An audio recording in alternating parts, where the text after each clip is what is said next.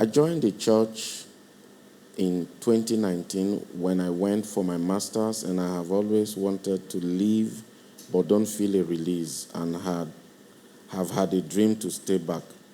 I got married a few years later to a youth pastor of another branch, and the lead pastor of where I attend still insists I worship at the branch and not at the branch my husband leads. I have been unhappy and desire again to leave, but I don't want to be termed rebellious or disloyal. Please, how can I handle the situation? This question worries me. It really, really, really worries me. And I don't know that you heard that question. She was attending a branch. It appears it's the same denomination from the way it is structured. So she was attending a branch of a denomination and then got married. Her husband is a pastor in another branch of the same denomination, but her pastor in the branch she was attending before she got married is insisting that she should not move to the branch of the same denomination where her husband is a pastor. That your pastor that is insisting you should not leave for just to be mild and to be gentle is practicing witchcraft. That's a very gentle way of putting it. All right?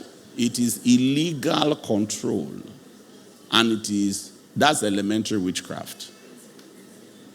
Even if your husband was not pastoring another branch of the same denomination, even if your husband was not attending a branch of your denomination at all right? If you left your father's house and your mother's house and moved into your husband's home, that move is supposed to be a complete move. The only grounds on which you stay in the church we are attending before is if your husband is convinced that that's where we should be going, which means your husband actually joins you in that particular church or that particular branch of your church. But in this situation, your husband actually has a leadership role in another branch of the same denomination.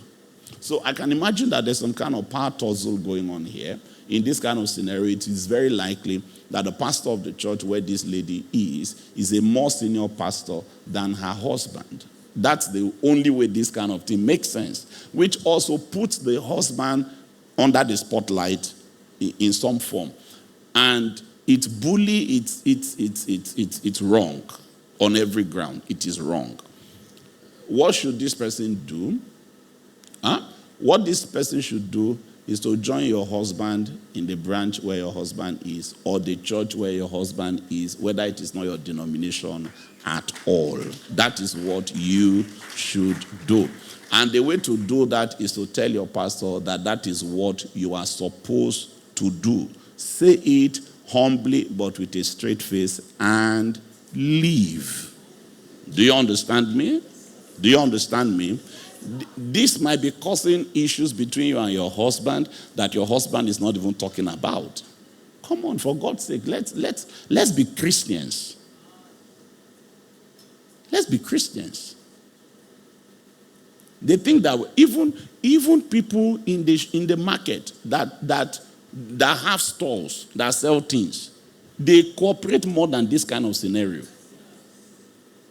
People that sell slippers and sell provision, that sell the same kind of thing, who are on the same lane in the market, they are not. Sister, go to your husband. Tell your pastor that you believe that you should be where your husband is. And so you've come to inform him before you leave, so that if he does not see you, he will know that this is what has happened. And then leave. You are not seeking permission. That permission was given the moment it was okay for you to be married to your husband. Do you understand me? Do you understand me? Because we are breeding, this one is because the pastor is involved. There are even cases where it is a lady who is getting married that is insisting that this is where God planted her. And you got married to a man who attends another church. and you are using your spiritual whatever to blackmail a man. Sometimes, like, I know what the Lord showed me before you came into my life. The fact that I'm married to you does not mean that I don't have a destiny. You know, the other time when Obadiah met me in a vision, I remember everything that she told me.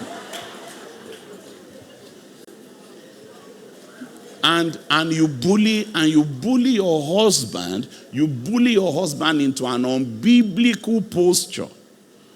And then it will not look like he's the one who is trying to stand in the way of your service to God and of your ministry to God. That is also witchcraft. Stop it.